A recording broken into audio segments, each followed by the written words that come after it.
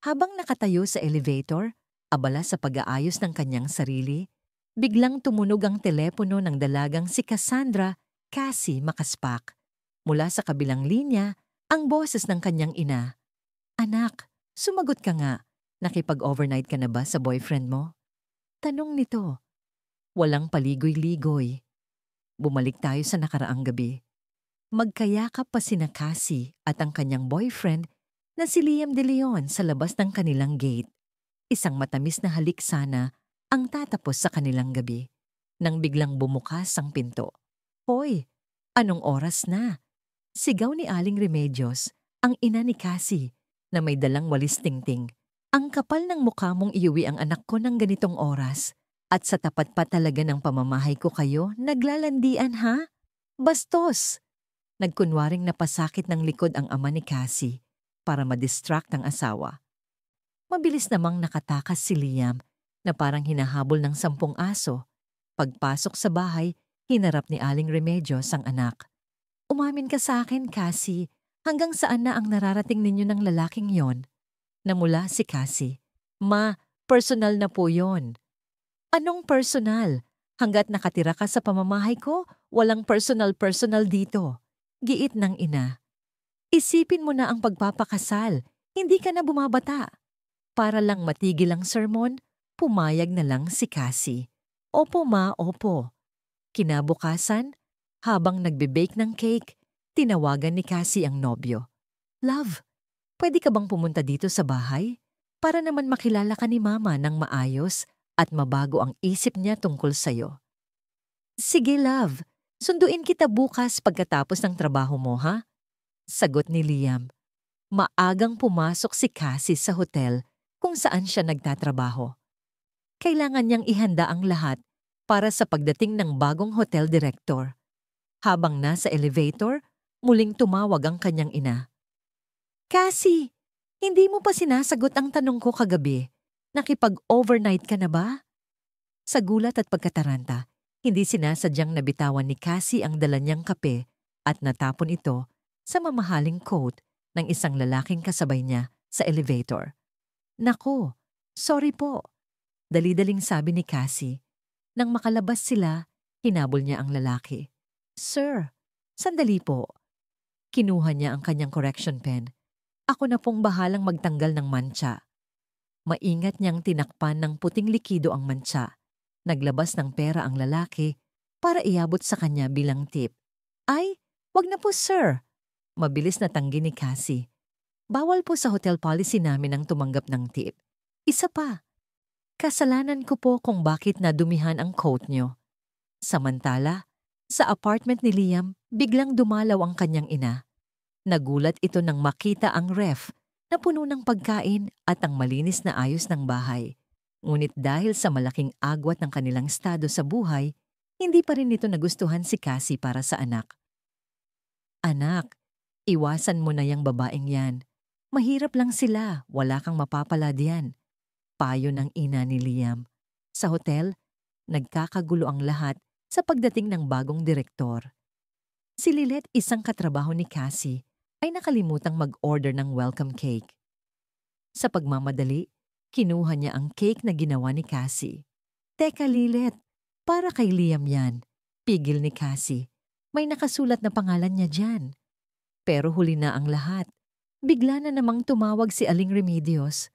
Anak, sabihan mo na yang si Liam na papuntahin na dito ang mga magulang niya para mapag-usapan na ang kasal. Ma, mamaya na po. Nandito na yung boss. Nagmamadaling ibinaba ni Cassie ang tawag. Laking gulat niya nang makitang ang bagong hotel director ay ang lalaking natapunan niya ng kape sa elevator kanina. Diretsyong lumapit sa kanya ang lalaki, si Mr. Ethan Yao.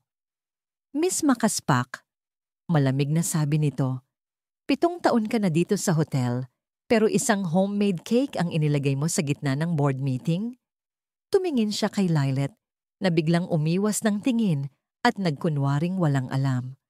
Pumunta ka sa HR at mag-file ka na ng resignation. Utos ni Mr. Yao. Sa kanyang formal na pagpapakilala, sinabi ni Mr. Yao sa lahat. Nandito ako para tulungan ang Danis Hotel na maging pinakamaningning na hiyas sa tabi ng Ilog Pasig. Ngunit may bumatikos sa kanya, si Mr. Jiang, isang senior manager.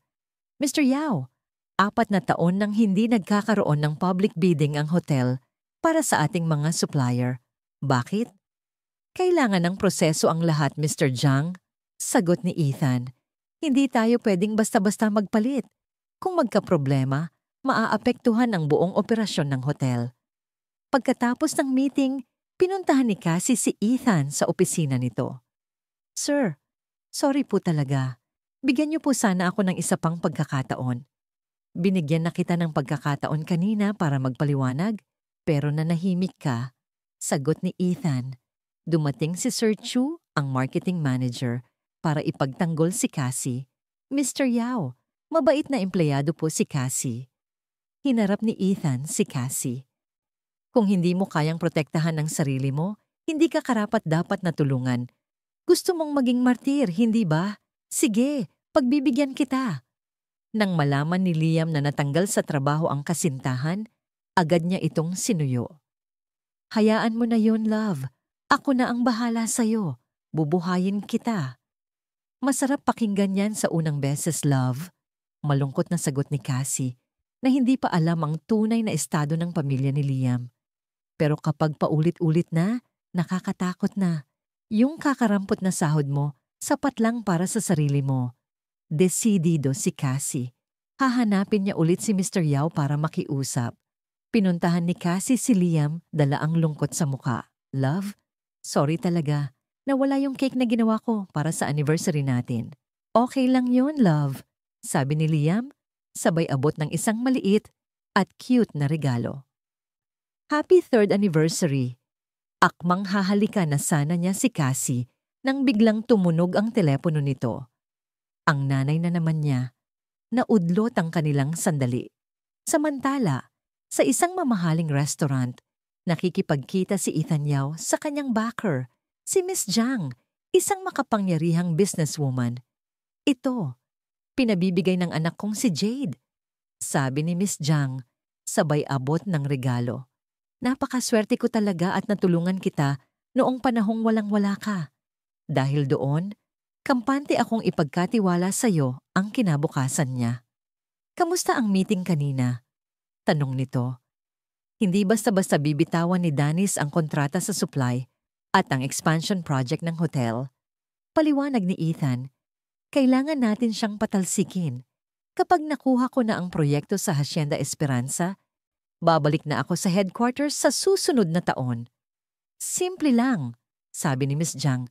Tulungan mo lang akong tanggalin si Danis at sisiguraduhin kong ikaw ang ipapalit sa kanya at susuportahan ko ang promotion mo sa main office.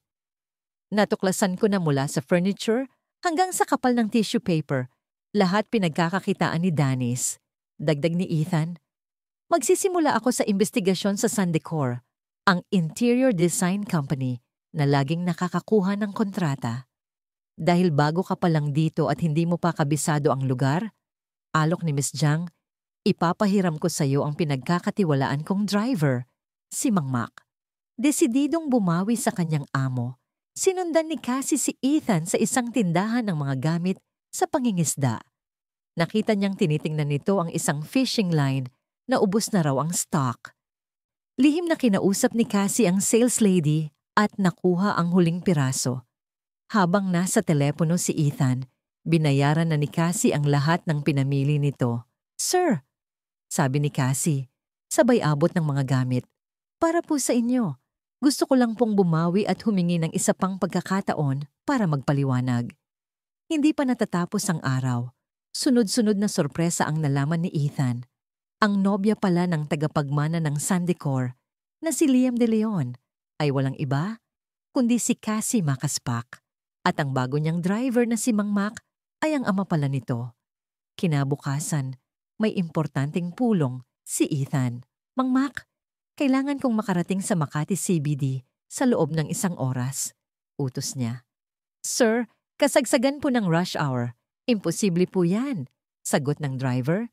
Sir, may alam po akong paraan. Biglang sabat ni Cassie na sasabay sana sa kanyang ama. Ang solusyon niya, sumakay ng MRT.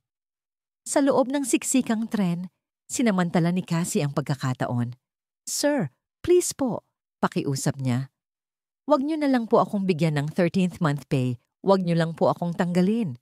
Kailangan ko po talaga ng trabaho. Kapag na-late ako sa meeting na to, siguraduhin mong nakaimpake ka na pagbalik ko." Malamig na tugon ni Ethan. Mula sa MRT, sumakay sila ng mga rentahang bisikleta. Dumating sila sa destinasyon nila nang may 15 minuto pang natitira. Humanga si Ethan. "Sige, pagbibigyan kita. Bukas, ikaw ang magiging temporary secretary ko. Sasalubungin mo ang isang bisita. Kapag naging maayos ang lahat, pag-iisipan kong panatilihin ka." Masayang iniabot ni Cassie ang binili niyang gamit sa pangingisda, kasama pa ang isang libro tungkol dito. Pag-uwi niya sa bahay, sermon na naman ang sumalubong sa kanya. "Cassie," sigaw ni Aling Remedios, "pinibigyan kita hanggang bukas. Kailangang pumunta dito si Liam para pag-usapan na ang kasal. Ano bang nakita mo sa lalaking yon? Walang matinong trabaho, ordinaryo lang ang pamilya. Kung ayaw niyang magpakasal agad, hiwalayan mo na." Dahil sa pressure, napilitan si Cassie na i-text si Liam. "Love, pwede ka bang pumunta bukas para mag-dinner dito sa bahay?" Si Danis, ang kasalukuyang head ng Danis Hotel, ay may masamang balita para sa may-ari ng Sun Decor. Mr. De Leon, ang headquarters ay nagdesisyon na magkaroon ng public bidding. Lahat ng partnership contracts ay kailangan nating pag-usapan ulit, walang exception. Samantala, sa hotel, dumating ang bisitang ipinasasalubong ni Ethan kay Cassie. Ito pala ay si Mr. De Leon, ang may-ari ng Sun Decor. Kasama ang kanyang anak na si Liam. Nagulat si Cassie. "Liam!" Kinabahan si Liam nang makita ang kasintahan. CR lang ako." Paalam niya. Sinalubong ni Cassie ang mag-ama. "Good morning, Mr. De Leon. Ako po si Cassie Makaspak, ang inatasang mag-assist sa inyo ngayon." Habang nag-uusap sila tungkol sa bidding, lumabas si Liam mula sa banyo. Nakatakip ang mukha ng panyo. Pero huli na, nakilala na siya ni Cassie. "Ikaw pala ang anak ng may-ari ng Sun Decor?" Hindi makapaniwalang tanong ni Cassie. "Ang Prince of Sun Decor?" Nagulat si Mr. De Leon. "Teka, anong nangyayari dito? Sinadya mo ba ito, Mr. Yao?" Sigaw niya. Iniisip na pakana ito ni Ethan para makuha ang loob niya. "Ginamit mo pa ang girlfriend ng anak ko." "Hindi po." Mabilis na depensa ni Cassie. "Ngayon ko lang din po nalaman ang tungkol sa kanila. Wala pong kinalaman si Mr. Yao dito. Sa ibang araw na lang tayo mag-usap kapag hindi na busy si Mr. Yao," sabi ni Mr. De Leon at mabilis na umalis. Naiwan ang dalawa. "Bakit?" tanong ni Cassie. Nanginginig ang boses. 3 taon, Liam. 3 taon kang nagpanggap na isang simpleng design engineer na galing probinsya. Pinaniwala mo akong retirado na ang mga magulang mo. Pinag-aralan kong lutuin ang mga paborito mong pagkain na sinabi mong galing sa probinsya nyo. Ilang gabi akong nagpuyat para tulungan ka sa mga project plan mo. Yun pala, anak ka ng mayaman at hindi mo kailangan ng lahat ng yon." Sa kabilang banda, narinig ni Ethan ang lahat.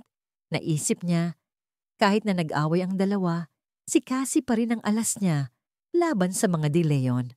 Humarap si Cassie kay Ethan, luhaan. "Sir, ngayon niyo lang po nalaman na ang tatay ng boyfriend ko ay si Mr. De Leon. Dahil dito, iniisip niya na ginagamit ko si Liam para makakuha ng impormasyon tungkol sa Sun Decor. Nagdududa na po siya sa akin." "Sige, pag-iisipan ko kung mananatili ka pa sa trabaho." Walang emosyong sagot ni Ethan. Pagod na umuwi si Cassie. Sinalubong siya ng amoy ng masarap na pagkain. Naghanda ang ina niya para sa pagdating ni Liam. "Oh, bakit? Nasaan na si Liam?" Habang nasa biyahe pa uwi, kinukumbinsi ng ina ni Liam ang anak. "Anak, ikaw ang magmamana ng kumpanya. Kailangan mo ng asawang ka-level natin mula sa isang pamilyang kilala sa lipunan." Mahal ko si Cassie. Hindi kami maghihiwalay," mariing sabi ni Liam. Sa bahay ng mga Makaspak, malungkot na ibinalita ni Cassie. Hindi po makakarating si Liam. Biglaan daw po siyang nag-overtime, nagpadala na lang po siya ng prutas. Nag-overtime o nag-aaway kayo? Tanong ni Aling Remedios. Ano bang gusto mo sa lalaking yon? Walang pera, walang bahay. Kung nag-aaway lang din kayo, mabuti pang maghiwalay na kayo. Biglang may sumigaw mula sa labas. Cassie, patawarin mo na ako please, si Liam. Pamilya namin ang may-ari ng Sandecor. Pag-amin niya, mayaman kami. May mga mansyon at ilang bahay sa probinsya. Nagsisinungaling ka pa rin. Sigaw ni Aling Remedios, akmang lalabas, para kumprontahin si Liam. Ma, wag! Pigil ni Cassie. Totoo po lahat ng sinasabi niya. Natigilan si Aling Remedios. Biglang nagbago ang ihip ng hangin. Siya naman ngayon ang pumipigil sa anak na makipag-away. Ma, niloko niya ako, sabi ni Cassie. Pinalabas niyang mahirap siya para siguraduhin hindi ko habol ang pera nila. Hoy bata, ang ingay mo. 10:00 na ng gabi. Sigaw ng isang kapitbahay kay Liam, sabay hampas ng walis. Naawa si Cassie. Sige na, bigyan mo na siya ng pagkakataong magpaliwanag. Sabi ng nakababatang kapatid ni Cassie na si Carl. Imbes na sumisigaw ka diyan, mag-isip ka ng mas magandang paraan para humingi ng tawad.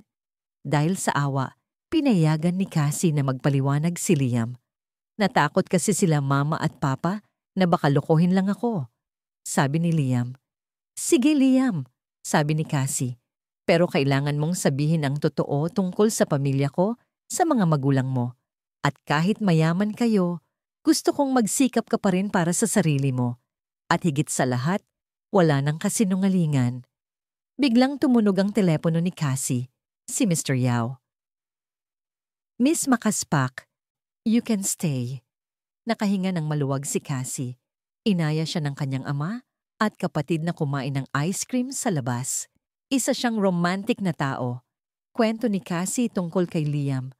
Marami siyang talento at nangako na siyang hindi na magsisinungaling ulit.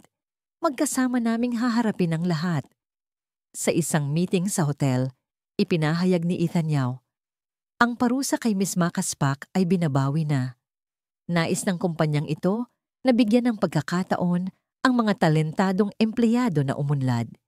Nagbigay siya ng bagong hamon. Malapit na ang Valentine's Day. Bawat isa sa marketing department ay gagawa ng proposal para sa isang event. Ang buong hotel staff ang pipili ng mananalo at ang mananalo ay makakatanggap ng special privileges sa aming exclusive fan club. Samantala, sa isang community dance practice, nalaman ni Aling Remedios na ang kaibigan niyang si Aling Choleng ang napiling lead dancer para sa kanilang performance. Paano nangyari yon? Ako ang gumawa ng choreography, reklamo ni Aling Remedios. Kasi ang manugang ni Choleng ang nag-sponsor ng lahat ng costume natin. Sagot ng isang kasama nila. Dahil sa inggit, agad na ipinost ni Aling Remedios sa Facebook ang litrato ni Cassie at Liam. Ang caption, ang aking magandang anak at ang kanyang mapagmahal na nobyo. Ang pamilya niya ang may-ari ng sikat na Sandecor Furniture. Stats blessed proud mom gabi na sa hotel at abala pa rin si Cassie sa kanyang proposal. Nakita niyang nag-o-overtime din si Mr. Yao. Tumawag ang kanyang ina. Anak, huwag kang masyadong magpagod. Maglaan ka ng oras para sa nobyo mo. Susunduin ka ba niya? Paglabas ni Cassie, naghihintay na nga si Liam. Love, hindi na ba galit sa akin si tita? Tanong nito. Hayaan mo na si mama. Gusto niya lang naman kung anong makakabuti para sa akin. Sagot ni Cassie. Akmang hahalikan na sana ni Liam si Cassie nang biglang tumawag na naman si Aling Remedios. Anak, umuwi ka na. Maaga pa bukas. Love, sabi ni Mama. Punta ka raw bukas sa bahay para mag-dinner. Sabi ni Cassie kay Liam. Narinig ito ni Aling Remedios sa kabilang linya. Talaga anak? Sige, sige. Pagkababa ng telepono agad niyang inutusan ng asawa. Hoy Macario, maglinis ka ng buong bahay. Ngayon na. Darating bukas ang manugang natin. Kinabukasan, handa nang pumunta si Liam sa bahay ni Cassie nang biglang dumating ang kanyang ina. Liam, anak, kailangan mong sumama sa akin. May ipapakilala ko sa'yo, ang anak ni Miss Jiang, sabi nito. Pinaghirapan ng papa mo na ayusin ang meeting na to. Ma, may lakad po ako, pagtanggi ni Liam. Sandali lang ito anak, magpakita ka lang kahit ilang minuto lang, pilit ng ina. Walang nagawa si Liam. Sa bahay ng mga makaspak, nagluto si Aling Remedios ng sandamakmak na pagkain. Bumili pa si Mang Macario ng mamahaling alak.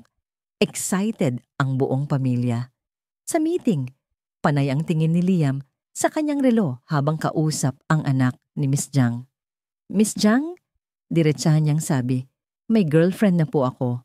Pwede po bang magkunwari na lang tayong nag-enjoy sa usapan para matapos na to?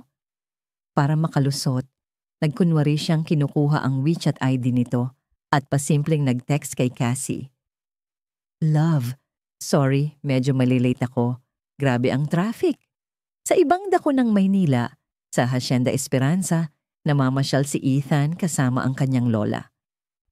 Apo, turo ng matanda sa isang malaking puno. Ikaw ang nagtanim niyan bago ka umalis papuntang abroad. Babantayan ko po kayo dito, lola. Mga 1 taon po ako dito, sabi ni Ethan. Nag-asawa ako ulit kay Lolo Macario, kwento ng lola. Pero hindi kami magkasundo ng anak niya, kaya dito na lang ako sa home for the aged tumira. Pero yung apo niyang si Cassie, madalas akong dalawin dito. Nagulat na naman si Ethan. Si Cassie po. Habang kumakain sa isang restaurant, nakita ng lola ang nobyo ni Cassie na may kasamang ibang babae. Liam. Lola. Gulat na sabi ni Liam. Dali-dali siyang nagpaliwanag, pero sumabat ang kasama niya. Ako po ang ka-blind date niya, nakangiting sabi ng anak ni Miss Jiang. Nakatanggap ng text si Cassie mula sa lola ni Ethan. May kasama pang litrato. Nasa Hacienda Esperanza ang boyfriend mo? May ka-date na iba. Para hindi mapahiya ang pamilya, sinabi ni Cassie. Mapa, kumain na po tayo. May bigla ang business meeting daw si Liam. Respeto na lang, yun na lang ang hinihingi natin. Bulong ng kapatid niyang si Carl. Nagdahilan si Cassie na may kukunin sa baba at tinawagan si Liam. Huwag ka nang pumunta. Sakto namang pagbaba niya. Kararating lang ni Liam. Love, business meeting lang yun. Paliwanag ni Liam. Sabi mo gusto ako ng papa mo, pero bakit kanya in-arrange sa isang blind date? Naluluhang tanong ni Cassie. Alam mo bang naghanda si mama buong araw para sa'yo? Ginawa mo kaming katawa-tawa. Akmang susugurin na ni Carl si Liam nang biglang dumating si Mao, ang best friend ni Cassie. Hoy, sinong nagsabing pwede mong saktan ng best friend ko? Sigaw ni Mao sabay suntok kay Liam. Dumating ang security guard. Sir, bawal po kayong mag-park diyan. Nakaharang po kayo. Mao, umakyat ka na. Huwag kang mag-ingay sa harap ni Mama. Pakiusap ni Cassie. Umakyat si Mao sa bahay ng mga makaspak at pilit na pinasaya ang lahat. Tita, Tito, Carl, alam niyo ba, hiwalay na kami ng asawa ko. Ang anak namin, nasa powder ng tatay niya.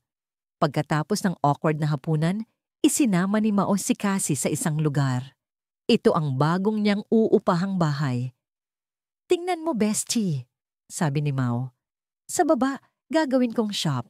Sa taas, titirhan ko. Sabi nila, dapat masaya ako kasi mayaman pala si Liam. Malungkot na sabi ni Cassie. Pero hindi ko magawang ngumiti. 3 taon niya akong niloko. Inalala ni Cassie ang nakalipas.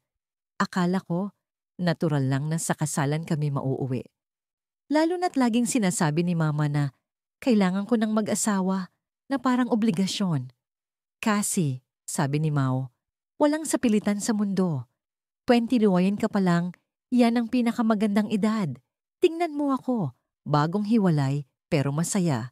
I-enjoy mo ang ngayon. Pag-uwi ni Cassie, nakita niya ang kanyang ina na binibilang ang mga alahas nito. Anak, ito ang mga ipon ko. Ibebenta ko lahat para sa kasal mo. Dahil sa pagmamahal na ipinapakita ng kanyang mga magulang, nakaisip si Cassie ng ideya para sa kanyang Valentine's Day proposal. Sa hotel, Presentasyon na. Unang sumalang si Lilet, pero halatang kinopya lang niya ang event noong nakaraang taon. Boring? Komento ni Ethan. Next. Sumunod si Cassie. Ang proposal ko po ay a Valentine's date with mom and dad. Imbis na mga magkasintahan lang, iimbitahan natin ang mga kabataan na i-date ang kanilang mga magulang. I-share nila ang kanilang love story at mararanasan ang romantic na date na hinanda para sa kanila. Sa ganitong paraan, makaka-attract tayo ng family market. Approved, sabi ni Ethan. Ikaw ang mamamahala sa event na to.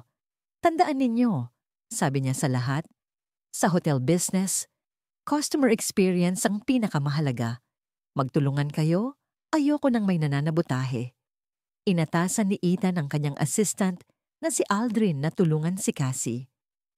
At isa pa, Cassie, kailangan mong makipag-negotiate sa Sun Decor. Kunin mo ang mga produkto nila bilang souvenir sa pinakamababang presyo. Sir, kung kailangan kong gamitin ang relasyon ko sa boyfriend ko para lang makuha yon, aatras na lang po ako sa proyekto. Matigas na sabi ni Cassie. Kahit sino pa ang mamahala. Yan pa rin ang utos ko, sagot ni Ethan. Kung gaano kababa ang makukuha mo, nakasalalay yan sa galing mo. Basta pasok sa budget. Boss, sigurado ka bang isasama mo siya sa gulo ng Sun Decor? Tanong ni Aldrin kay Ethan. Magaling siyang alas. Sayang kung hindi gagamitin, sagot ni Ethan. Nagpadala ng bulaklak si Liam sa opisina ni Cassie para humingi ng tawad.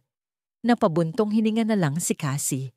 Ayaw niyang paghaluin ang trabaho at personal na buhay. Ito na ang chance mo, sabi ng katrabahong si Lilet. Gamitin mo si Liam para makakuha ng discount. Malulutas mo pa ang problema sa trabaho at sa relasyon niyo. Pero ayaw ni Cassie. Tinawagan niya si Lilet. Lilet, pwede ko bang mahingi ang contact number ng sales manager ng Sun Decor? Kakausapin ko siya tungkol sa presyo. Samantala, naglalasing si Liam sa isang bar. Si Cassie ang pinakamabait na babaeng nakilala ko. Sabi niya sa kaibigan, kapag kasama ko siya, angat na angat ako. Ngayong wala siya, parang wala ring kwenta ang buhay ko. Nagpunta si Cassie sa Sun Decor para kausapin ang sales manager, si Mr. Reyes. Matagal siyang naghintay. Miss Makaspak, halika. Mag-dinner muna tayo. Yaya ni Mr. Reyes.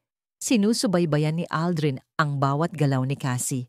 Boss, mukhang desidido siyang hindi gamitin ang boyfriend niya. Pero delikado tong pinasok niya. Lasinggero yang si Mr. Reyes. Sundan mo sila. Utos ni Ethan. Sa restaurant, akmang iinumin na ni Cassie ang alak nang biglang dumating si Aldrin. Sorry sa abala. Pinapunta ako ni Mr. Yao para tingnan kung okay lang ang lahat. Pero bago pa man makapagsalita si Aldrin, isang lagok lang. Inubos na ni Cassie ang isang basong alak. Mr. Reyes, baka naman po pwedeng pag-isipan niyo ang discount. Medyo lasing na si Mr. Reyes. Sige, dahil sa'yo, bibigyan kita ng 10% discount. Bigla siyang nakatanggap ng text mula kay Liam. Kung anong discount ang ibigay mo sa girlfriend ko, dodoblehin ni Papa ang sahod mo. Correction, sabi ni Mr. Reyes, 20% discount. Hindi makontak ni Ethan si Aldrin kaya pinuntahan niya ito. Nadatnan niyang tulog na sa kalasingan si Mr. Reyes, habang si Cassie at Aldrin naman ay naglalaro ng punching game. Sir! Masayang bati ni Cassie. Naka 20% discount po ako. Tara, celebration shot. Isang shot lang, knockout agad si Ethan. Kinailangan pa nilang isakay sa wheelchair si Ethan para maiuwi. Picturean mo, Aldrin, sabi ni Cassie. Para may remembrance tayo. Protektahan natin ang dignidad ng boss natin. Tinabunan niya ng coat ni Aldrin ang mukha ni Ethan habang tinutulak ito. Ilang beses pa itong nahulog sa daan bago nila naipasok sa kwarto. Biglang bumangon si Ethan, dumukot ng pera at iniabot kay Cassie. Tip ko sa'yo. At nagsimula itong maghubad ng damit. Aldrin! Tulong! Sigaw ni Cassie. Hinawakan ni Aldrin ang wallet ng amo. Boss, hati tayo. Pero hindi tinanggap ni Cassie ang pera. Kinabukasan, Nagising si Ethan na masakit ang ulo. Aldrin, anong nangyari kagabi? Tanong niya. Hawak ang sentido. Naku, boss, ngisi ni Aldrin. Epic po. Nag-attempt pa kayong maghubad sa harap ni Cassie. Ano? Gulat na tanong ni Ethan. Huwag po kayong mag-alala, boss, sabi ni Aldrin. Sabay pakita ng litrato sa kanyang telepono. Ang larawan ni Ethan na lasing at nakatulak sa wheelchair. May ebidensya po ako. Sa opisina, formal na nag-report si Cassie. Inilapag niya sa mesa ang perang sinubok ibigay ni Ethan kagabi. Sir, ito po yung tip. Isinoli ko po kay Aldrin. Bakit hindi mo ginamit ang connection mo sa boyfriend mo para makuha ang pinakamababang presyo? Tanong ni Ethan, pinagmamasdan siya. Gusto ko pong patunayan sa sarili ko na kaya ko, sagot ni Cassie. At gusto kong manatiling profesional. Ayokong paghaluin ang trabaho at personal na buhay. Humanga si Ethan sa kanyang prinsipyo. Dumukot siya ng isang sobre sa kanyang drawer. Para sa'yo, isang gift certificate para sa isang overnight stay sa presidential suite. Isama mo ang pamilya mo. Tuwang-tuwa si Cassie. Salamat po, sir. Sa wakas, matitikman din nila mama at papa ang serbisyo sa hotel na pinagtatrabahuhan ko. Pag-uwi sa bahay, ipinakita niya ito sa ina. Ano to? Binili mo. Ang mahal-mahal niyan. Isauli mo yan. Sayang ang pera. Bungad ni Aling Remedios. Ma, hindi po. Company benefit po to libre. Paliwanag ni Cassie. Libre. Nagbago ang timpla ng mukha ni Aling Remedios. Naku, Macario, mag-empake ka na. Aalis tayo. Dumating ang araw ng Valentine's event na inorganisa ni Cassie. Tuwang-tuwa ang kanyang mga magulang habang pinapanood ang ibang pamilya na masayang nagdi-date. Puno ang venue. Pero napansin ni Cassie na kahit sold out ang mga tiket, parang kalahati lang ng inaasahang bisita ang dumating. Lilet, pakitext sa technical team, mag-send sila ng reminder sa lahat ng bumili ng tiket. Utos niya. Nang masigurong kontrolado na ang sitwasyon, biglang namatay ang mga ilaw. Isang spotlight ang tumutok kay Cassie. Mula sa dilim, lumitaw si Liam, nakasuot ng kumikinang na costume ng isang kabalyero. Cassie, aking prinsesa, sabi nito, sabay luhod at labas ng isang singsing. Pakasalan mo ako. Nagsigawan ng mga tao. Si Sir Chu, ang marketing manager, ay galit na hinila si Cassie sa isang tabi. Ano to, Cassie? Sinira mo ang event ng kumpanya. Hoy, huwag mong sisigawan ng prinsesa ko. Sigaw ni Liam, sabay tutok ng kanyang laruang espada kay Sir Chu. Galit na kinaladkad ni Cassie si Liam palabas. Ano bang ginawa mo? Alam mo ba kung gaano ko pinaghirapan to? Surprise, love. Masayang sabi ni Liam. Ako ang bumili ng lahat ng natitirang tiket para masorpresa ka. At ako rin ang nakiusap para sa discount ng mga souvenir. Bumalik si Cassie sa loob para ayusin ang gulo, pero sinalubong siya ng kanyang ina. Anak, ano ka ba? Pumayag ka na. Pagbigyan mo na ang manugang ko. Inimbitahan ni Aling Remedios si Liam sa kanilang bahay pagkatapos. Tita, alam niyo po, mula pagkabata, laging abala sila mama at papa sa negosyo. Malungkot na kwento ni Liam. Pangarap ko po talagang magkaroon ng isang mainit at masayang pamilya, tulad po ng sa inyo. Naantig si Aling Remedios. Iho, ang tanging hiling ko lang sa buong buhay ko ay ang makahanap ang anak ko ng mabuting asawa. Pangako po, tita, sabi ni Liam, habang buhay ko pong aalagaan at pasasayahin si Cassie. Nang umuwi si Cassie, kinausap niya si Liam. Love, wag mo sanang isipin na... Anak, wag mo nang pagalitan si Liam, sabat ng ina niya. Kinausap ni Cassie si Liam sa labas. May lumapit na bata. Kuya, pwede po magpa-picture? Sige, pero tulungan mo muna si kuya ha? Kausapin mo si ate para sa akin. Bulong ni Liam sa bata. Inilabas ni Liam ang isang power bank. Love, natatandaan mo to? Ito yung unang love token natin. Alam mo ba, sinadya kong iwan niya noon para may dahilan akong bumalik at makilala ka ulit. Sana, Tulad ng powerbank na to, ma-recharge ulit natin ang pagmamahalan natin. Naantig si Cassie sa kanyang mga sinabi. Sige Liam, titingnan ko ang mga susunod mong gagawin. Pag-iisipan ko. Sa loob ng bahay, nakita ni Aling Remedios ang singsing sa daliri ng anak.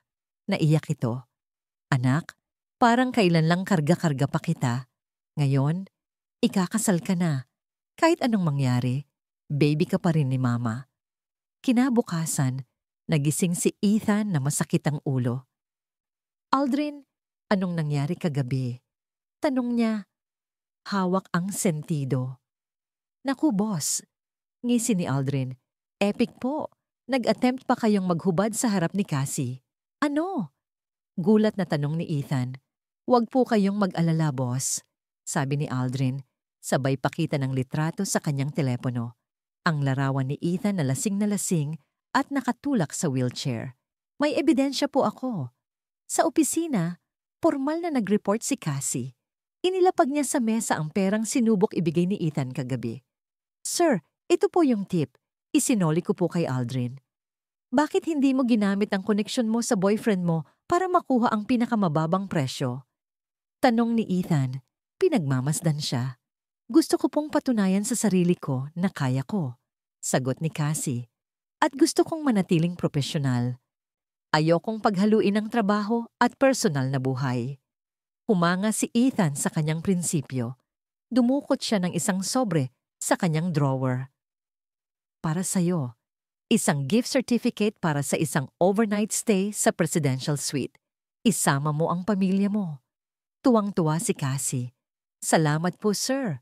Sa wakas, matitikman din nila mama at papa ang serbisyo sa hotel na pinagtatrabahuhan ko. Pag-uwi sa bahay, ipinakita niya ito sa ina. Ano to? Binili mo? Ang mahal-mahal niyan. Isauli mo yan. Sayang ang pera. Bungad ni Aling Remedios. Ma, hindi po. Company benefit po to, libre. Paliwanag ni Cassie. Libre? Nagbago ang timpla ng mukha ni Aling Remedios. Naku, Macario, mag-empake ka na. Aalis tayo. Dumating ang araw ng Valentine's event na inorganisa ni Cassie. Tuwang-tuwa ang kanyang mga magulang habang pinapanood ang ibang pamilya na masayang nagdi-date. Puno ang venue, pero napansin ni Cassie na kahit sold out ang mga tiket, parang kalahati lang ng inaasahang bisita ang dumating. Lilet, pakitext sa technical team. Mag-send sila ng reminder sa lahat ng bumili ng tiket. Utos niya. Nang masigurong kontrolado na ang sitwasyon, biglang namatay ang mga ilaw. Isang spotlight ang tumutok kay Cassie. Mula sa dilim, lumitaw si Liam, nakasuot ng kumikinang na costume ng isang kabalyero. Cassie, aking prinsesa, sabi nito, sabay luhod at labas ng isang singsing. Pakasalan mo ako. Nagsigawan ng mga tao. Si Sir Chu, ang marketing manager, ay galit na hinila si Cassie sa isang tabi. Ano to, Cassie? Sinira mo ang event ng kumpanya. Hoy, wag mong sisigawan ang prinsesa ko. Sigaw ni Liam. Sabay tutok ng kanyang laruang espada kay Sir Chu. Galit na kinaladkad ni Cassie si Liam palabas. Ano bang ginawa mo? Alam mo ba kung gaano ko pinaghirapan to? Surprise, love, masayang sabi ni Liam. Ako ang bumili ng lahat ng natitirang tiket para masorpresa ka at ako rin ang nakiusap para sa discount ng mga souvenir. Bumalik si Cassie sa loob para ayusin ang gulo pero sinalubong siya ng kanyang ina. Anak, ano ka ba? Pumayag ka na. Pagbigyan mo na ang manugang ko. Inimbitahan ni Aling Remedios si Liam sa kanilang bahay pagkatapos. Tita, alam niyo po, mula pagkabata, laging abala sila mama at papa sa negosyo.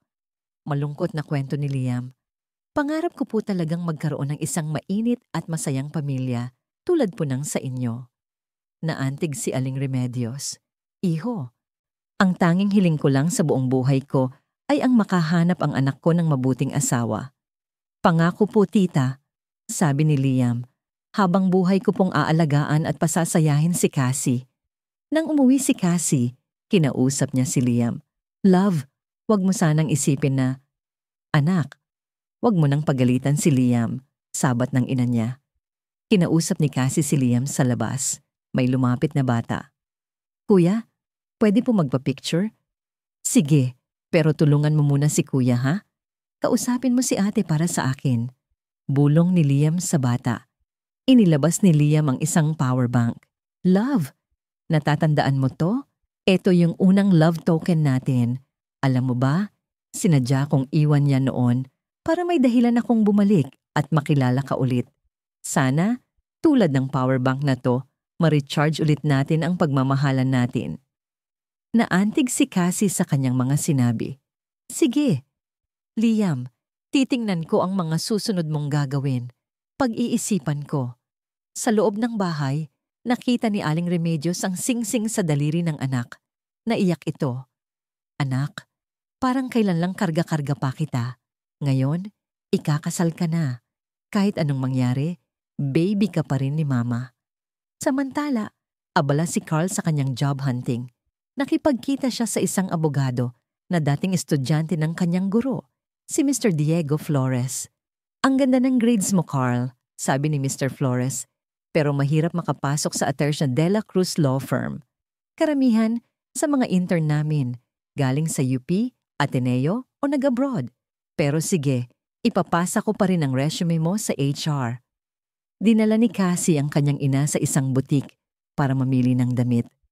Ayaw pa ring bumili ni Aling Remedios. Ang mahal-mahal anak, wala na tayong ibang pera. Nagkunwari si Mau. Tita, may discount coupon po ako. Mura na lang po yan, ilang daang piso na lang. Kinindatan ni Cassie ang sales lady para makisama sa plano. Tuwang-tuwa si Aling Remedios. Biglang dumating si Ethan. Miss Makaspak, congratulations sa kasal. Mukhang hindi mo na kailangan pang magtrabaho. Magtatrabaho pa rin po ako, sir, sagot ni Cassie. Kailangan ko pong maging stable para sa pamilya ko.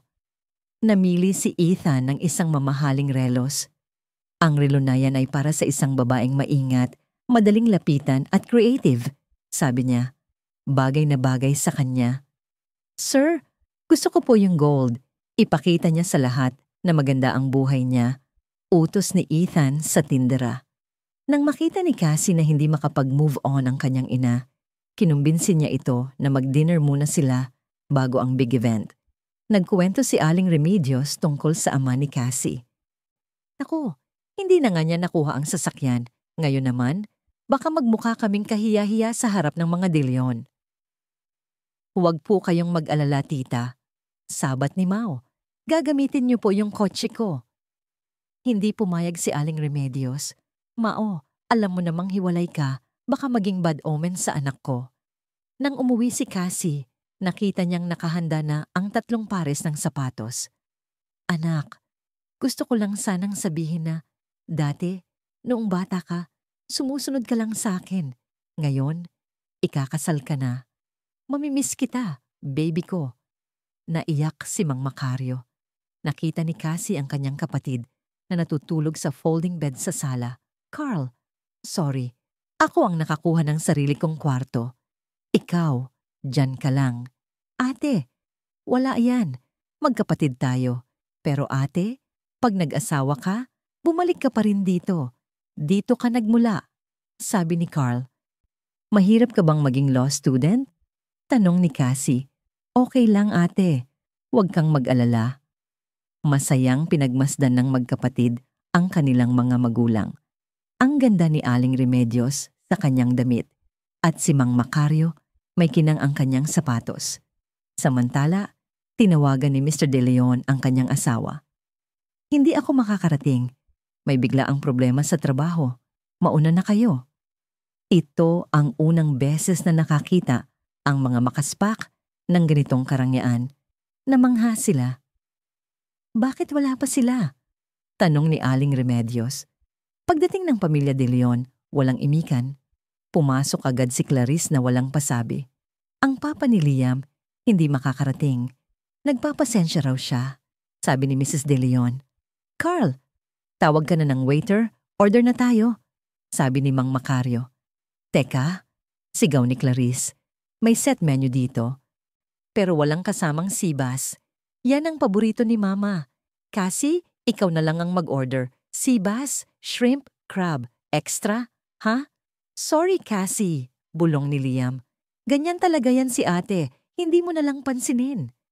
Nagsalita si Mang Macario. Ang anak ko, ang aming prinsesa, ang tanging hiling ko lang, maging masaya siya.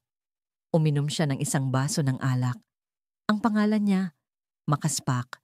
Ibig sabihin, ang magulang ay pinaglilingkuran. Pero ngayon, asawa na ang maglilingkod sa kanya. Kaya ipinagkakatiwala ko na siya sa inyo, Mrs. De Leon. Pangako po, Tito.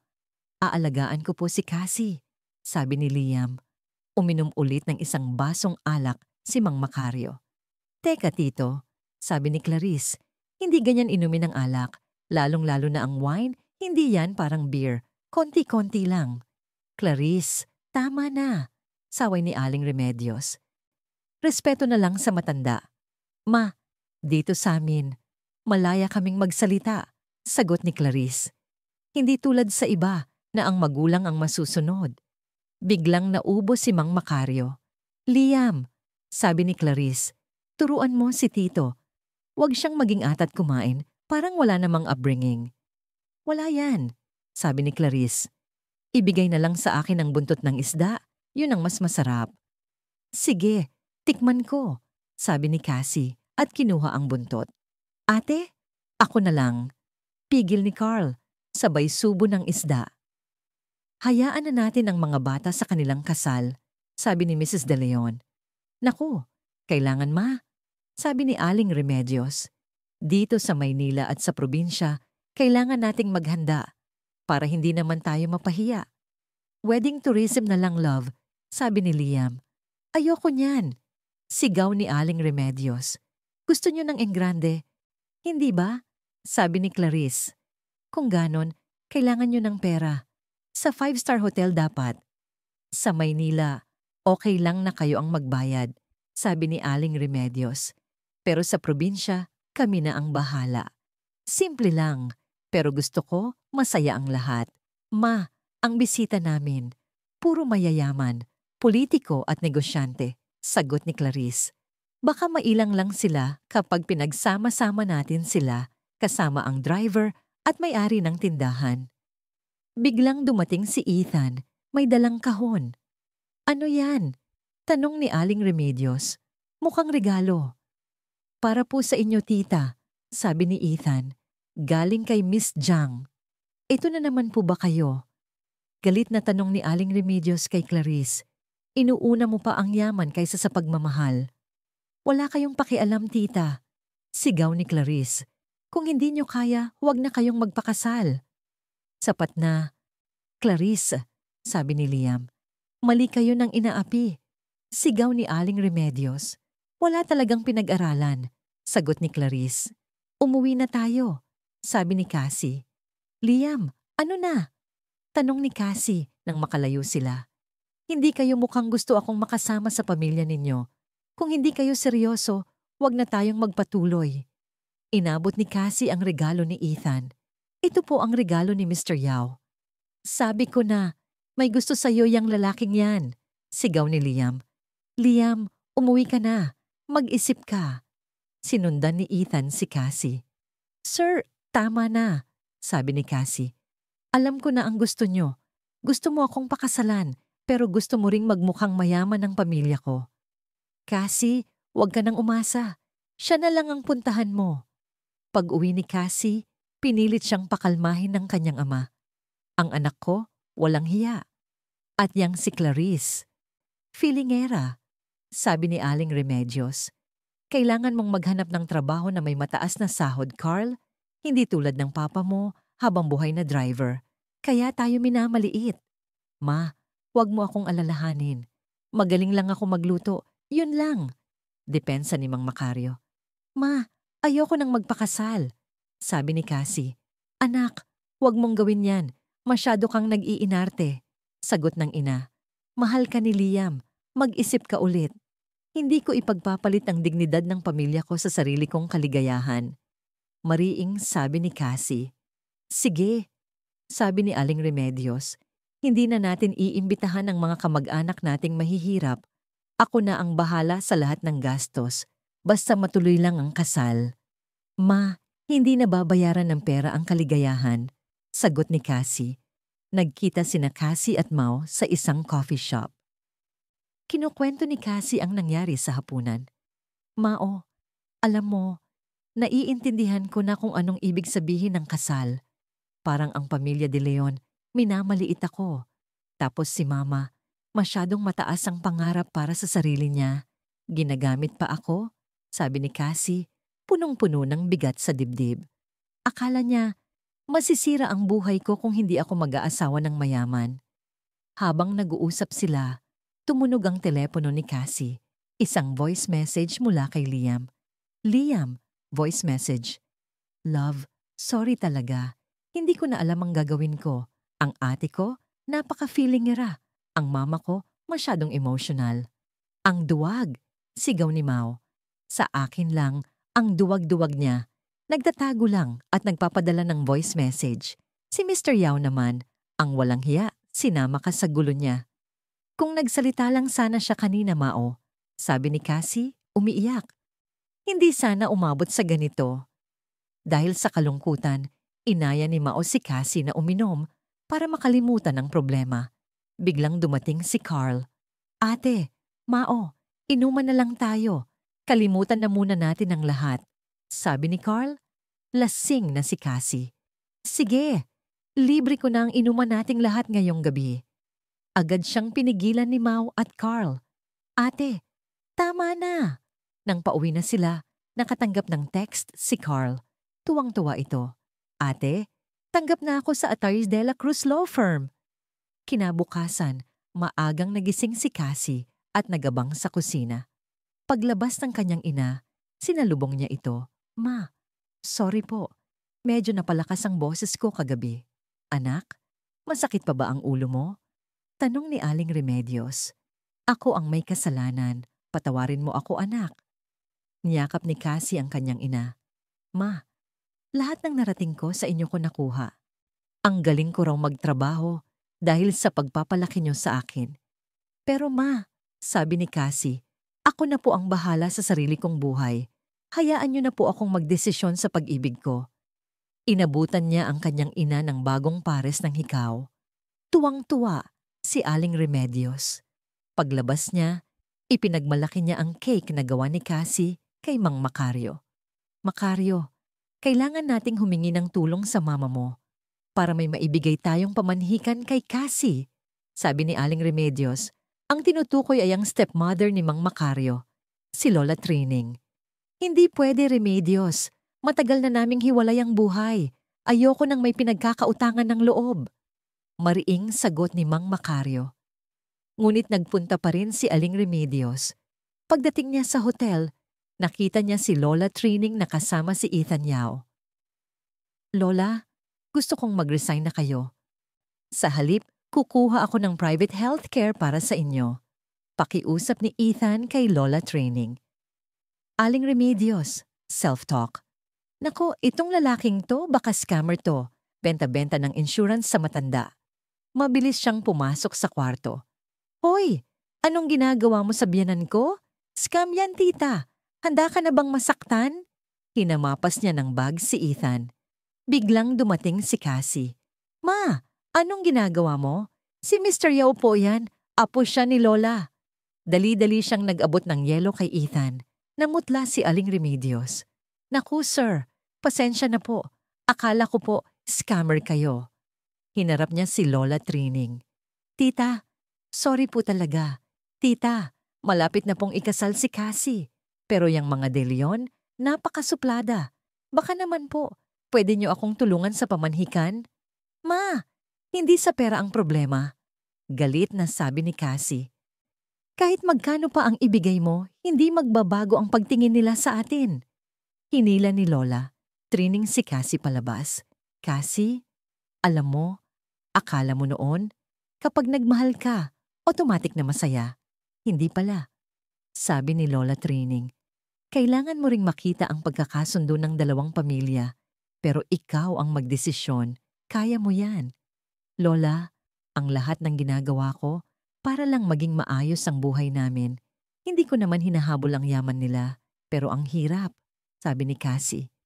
Inabot ni Lola Trining ang kanyang kwintas. Isuot mo to. Tandaan mo ang kasal, may pagsisisi. Ang hindi kasal, may pagsisisi rin. Ang mahalaga, alam mo kung anong gusto mo at alam mo kung ano ang makakabuti para sa sarili mo. Bumalik si Ethan, nagtatapon ng basura. Kaya pala ikaw ang apo, sabi ni Aling Remedios na natatakot pa ring makita si Ethan. Ang pangit ng ugali mo, wala kang asawa't anak. Paano ka magiging boss? Wala siyang pera, di ba tita?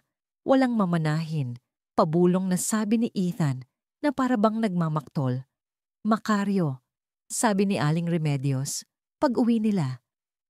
Ang mama mo nagbigay ng kwintas kay Cassie. Siguro dapat na nating pakinggan ang payo niya. Cassie, ang hirap ng buhay mo. Nag-iisa ka lang, kaya mo yan. Huwag mong kakalimutan ng mama mo, sabi ni Ethan kay Cassie sa kondo. Sa susunod, kapag may problema ka, ako na lang ang hanapin mo. Pamilya mo na rin ako. Salamat, sir, sagot ni Cassie, na hindi pa rin alam ang tunay na motibo ni Ethan. Bumalik si Carl sa kanyang trabaho. Nag-aabutan ng file si Sir Chu at Cassie. Cassie, ikaw na lang ang magbigay nito kay Mr. Yao. Nagmi-meeting siya sa ground floor. Sa lobby, nakita ni Cassie ang isang babae na galit na galit. Ibinubuk ko ang presidential suite sa app nyo, pero pagdating ko wala na. Sigaw ng babae. Ipopost ko sa social media ang hotel nyo. Napakawalang kwenta ng serbisyo. Cassie, self-talk. Mukhang galing pa siya sa ibang bansa. Pagod na pagod. Lumapit si Cassie sa babae. Ma'am, halika po muna. Kumain po kayo ng prutas. Ako na pong bahala sa inyo. Nakita ni Cassie si Ethan. Sir, pwede ko po bang hiramin ang presidential suite nyo? Kahit ilang araw lang, may urgent problem lang po. Sige, sagot ni Ethan. Tuwang-tuwa ang babae. Wow, presidential suite. Okay na ako. Sir Chu, pasensya na po, sabi ni Cassie. Nagawa ko po ito nang walang permiso. Huwag kang mag-alala, Cassie. Isinulat niya sa Facebook ang lahat ng magagandang nangyari. Ipinost niya ang pangalan mo at pinuri ang hotel. Good job! Sir, may suggestion po ako, sabi ni Cassie. Baka pwedeng ayusin natin ang system ng booking para wala nang ganitong problema. Sige, gawin ninyo ang sinabi ni Cassie. Utos ni Ethan. Nag-alok si Cassie na ilibre ng kape si Ethan. Sir, salamat po sa pagpapahiram ng kwarto. Babawi po ako sa inyo. Cassie, gusto mo bang samahan ako sa lolo mo sa weekend? Tanong ni Ethan. Naku sir, hindi po pwede. Sagot ni Cassie. Pumunta po kami ni Lola sa Hacienda Esperanza, nag-tea party. Lola Trining ha? Opo sir, suki na po siya doon. Tuwing weekend, pumupunta siya doon para mag-tea. Ang lola ko, matagal nang hindi dinadalaw ng pamilya. Malungkot na sabi ni Ethan. Iniwan ng papa ko ang mama ko. Sinundan namin ang papa ko sa ibang bansa. Sige, sir. Bakit hindi kayo sumama sa amin? Alok ni Cassie. Lagi kaming nagdi-date tuwing Sabado. Kung gusto nyo, samahan nyo kami. Sa bahay, abala si Aling Remedios sa pag-iimpake ng pagkain. Makaryo, dalhin mo to sa mga De Leon. Baka sakaling matuwa sila sa lutuin ko. Utos niya. At Makaryo, tanungin mo rin siya tungkol sa kasal. Tingnan mo kung ano na ang plano nila. Nakarating si Mang Makaryo sa opisina ni Mr. De Leon. Sir, si Makaryo po, driver ni Mr. Yao. Sige, pumasok ka, sabi ni Mr. De Leon. Mr. De Leon, pasensya na po sa nangyari sa hapunan. Pero nagmamahalan pa rin po ang mga bata. Sana po, pag-usapan na natin ang kasal. Pakiusap ni Mang Makaryo. Hayaan na lang natin ang mga bata. Sila na ang bahala, sagot ni Mr. De Leon. Ikaw, Makaryo, tanong niya. Ano ang relasyon mo kay Mr. Yao? Hindi po kami magkadugo. Pero, siya ba yung nagbigay ng regalo kay Cassie? Opo, sir. Sige, sabihin mo sa asawa mo. Makakatulong sa atin ang pamilya makaspak sa bidding. Sabi ni Mr. De Leon. Magsikap kayo. Samantala, sa Attorney de la Cruz Law Firm, galit na galit si Atty. Reyes, ang boss ni Carl. Bakit may ordinaryong tao sa law firm natin galing sa public school? Sir, hindi niyo po alam ang pinagdadaanan ni Carl. Depensa ni Mr. Flores. Hayaan mo na sila, Carl. May maganda ring buhay ang naghihintay sa'yo. Dumalaw ang ina ni Liam, si Mrs. De Leon, sa palengke. Remedios. Oh, ikaw pala, Mrs. De Leon. Ba't ka nandito? Bumibili ako ng gulay. Ikaw, Remedios, saan ka galing? Kahit hindi na tayo magkasundo, Mrs. De Leon, nandito na tayo. Sige, tayo na lang ang mag-usap, sabi ni Aling Remedios. Pasensya na, Remedios, sabi ni Mrs. De Leon.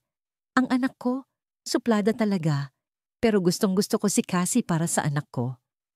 Wala naman po sa yaman yan, Mrs. De Leon. Sagot ni Aling Remedios. Kahit maliit lang ang bahay namin, masaya naman kami. Ikaw, maganda ang bahay niyo, pero lonely ka. Nyakap ni Mrs. De Leon si Aling Remedios. Remedios, ako na ang bahala sa anak mo. Tutulungan ko si Carl na makapasok sa law firm ng manugang ko. Talaga? Nakapasok na siya doon, Mrs. De Leon. Naku, mas maganda. Ipapalagay ko na siya sa regular post. Sige, Mrs. De Leon, sabi ni Aling Remedios. Basta tulungan niyo lang kami sa hotel. Pag-alis ni Mrs. De Leon, itinapon niya ang mga lutong pagkain ni Aling Remedios. Ang kapal ng mukha ng babaeng yon. Nagpunta si Aling Remedios kay Ethan Yao. Apo, may dala akong tuyo para sa'yo. Tita, bakit po? Tulungan mo na ang Sandicor. Kailangan nila ng kontrata. Alam po ba to ni Cassie? Hindi. Ma, anong ginagawa mo? Galit na tanong ni Cassie. Sir, wag niyo po siyang pakinggan. Mag-ingat po kayo sa desisyon niyo. Ma, bakit mo ginawa yon? Kailangan mo ba talagang makialam? Anak, ang mama ni Liam pumunta sa bahay at nakiusap. Sabi niya, tutulungan daw niya si Carl na maging regular employee sa law firm ng manugang niya. Ma, wag mo namang isama si Carl sa gulo natin. Ako na lang ang bahala dito. Narinig ni Aldrin ang lahat. Boss, gusto mo talagang sirain ang relasyon nila, di ba? Hindi siya bagay sa mga De Leon, sagot ni Ethan, at kaya niyang tumayo sa sarili niyang paa. Aldrin, i-promote mo si Cassie. Siya ang magiging assistant ko sa bidding. Utos ni Ethan. Sa bahay ng mga makaspak, maliban kay Aling Remedios, lahat ay galit sa ginawa niya. Ma, hindi ka dapat nakikialam. Hindi ka dapat nagpunta kay Mr. Yao. Galit na sabi ni Carl. Anak, ano ba? Depensa ni Aling Remedios. Wala namang masama sa ginawa ko. Gusto ko lang na maging maayos ang buhay ninyong magkapatid. Ma, ilang beses mo na akong ginawang anak-anakan ni Miss Jiang para lang magkaroon ako ng trabaho. Sigaw ni Cassie. Kahit anong sikap ko, laging sinasabi na, kaya ka lang nakapasok dahil may backer ka. Ayoko na po mangyari yan kay Carl. Pero Carl, dahil dito, magiging regular ka na. Hindi mo na kailangan matulog sa folding bed, Cassie. Hindi mo na kailangang makipag-away sa banyo. Ayokong maging mahirap ka, anak. Macario, bukas, kausapin mo ulit si Mr. Yao. Carl, anong plano mo? Tanong ni Cassie. Ate, kahit minamaliit ako, gusto ko pa ring magsikap sa law firm. Kahit alam kong hindi ako kasing galing ng iba, gusto kong magpatunay sa sarili ko. Alam ko yung feeling na yan, sabi ni Cassie. 7 taon na akong ganyan. Pero ikaw, hindi ka nag-backdoor. Sa kakayahan mo, magtatagumpay ka. Hindi mo kailangan mag-alala sa sinasabi ng iba. Sige ate, hindi ko iwan ang law firm, sabi ni Carl. Pero natatakot ako. Baka maging mas mahirap ang buhay mo sa mga De Leon. Kinabukasan, nag-iba ang pakikitungo ng mga kasamahan ni Carl. Carl, tara! Libre ko kayo ng milk tea. Congratulations, regular ka na. Sa hotel, nag-congratulate ang buong marketing team kay Cassie. Cassie, congrats. Assistant director ka na. Miss Makaspak, alam mo, hindi lang sa pagiging girlfriend ka magaling ka rin sa trabaho. Puri ni Sir Chu. Inabutan ni Ethan si Cassie ng files. Cassie, ikaw na ang bahala sa bidding. Sir, nag-aalala po ako, sabi ni Cassie. Ang Danish Hotel ang kumpanyang may-ari ng Sandecor. Bakit kailangan mong gamitin ang personal na buhay mo para lang sa trabaho? Kung gusto mong umunlad, magtrabaho ka lang ng maayos. Ethan, self-talk. Tingnan natin kung makakaya mo pa ring manatiling neutral, Cassie makaspak. Nagdala si Cassie ng bid invitation sa Sandecor. Nakita niya si Liam. Liam, alam mo ba? Pumunta si Mama sa akin. Pinakiusapan akong tulungan ng papa mo. Sabi niya, tulungan daw niya si Carl sa law firm. Sorry, love, sabi ni Liam. Hindi na yun maulit. Isang secretary ni Mr. De Leon ang lumapit kay Cassie. Si Clara. Cassie, magka-college mate pala tayo. Sabi nito, congratulations sa pagiging Mrs. De Leon mo. Ang swerte mo, sis. Pero alam mo, nag-aalala si Mr. De Leon. Sabi niya, gusto raw gamitin ni Mr. Yao ang bidding para tanggalin ang kontrata natin. Baka magsara ang Sandecor. Clara, hindi ko pwedeng gamitin ang posisyon ko. Magtrabaho tayo ng patas. Sagot ni Cassie. Nang makita ni Ethan na nag-o-overtime pa rin si Cassie, naisip niya, hindi ko na siya gagamitin sa gulo ng Sandecor. Boss, sigurado ka bang gusto mong isakripisyo si Cassie? Tanong ni Aldrin. Siya ang susi para matalo ko si Danis. At kung magpakasal siya sa mga De Leon, baka mas masira pa ang buhay niya. Mr. Yao, sabi ni Clara, hindi ko po maintindihan kung bakit parang galit na galit kayo sa Sandecor. Parang wala kayong pakialam kay Cassie. Huwag mong isipin yan, Clara. Ginagawa ko lang ang trabaho ko. Samantala, galit na galit si Mrs. De Leon. Ginamit ako ni Remedios, nagkunwari pang mabait. Ma, mas masahol pa yang si Cassie sa ina niya. Naging assistant director lang magmamalaki na. At ngayon, hawak niya na ang buong kontrata ng Sandecor. Sigaw ni Clarice. Ma, kailangan nating mag-isip ng paraan. Kailangan natin siyang papirmahin sa isang prenup agreement. Tingnan natin kung anong magiging reaksyon niya. May kausap si Clara, ang marketing manager ng Danis Hotel. Kailangan kong manalo ang Sandecor sa bidding. Tulungan mo ako. Clara, hindi ko pwedeng gawin yan. Alam mo naman, assistant director na si Cassie. Nag-iisa lang ang law firm na makakatulong sa'yo. Sige, pag-iisipan ko, sabi ni Clara. Tulungan mo ako at bibigyan kita ng pera. Pambili mo ng bahay. Nang makita ni Ethan na tumatawa si Aldrin, nagtanong siya. Anong meron? Boss, natatawa lang ako. Sabi niyo, gusto niyo ng bahay? Kaya ako, naghahanap ng bahay sa probinsya.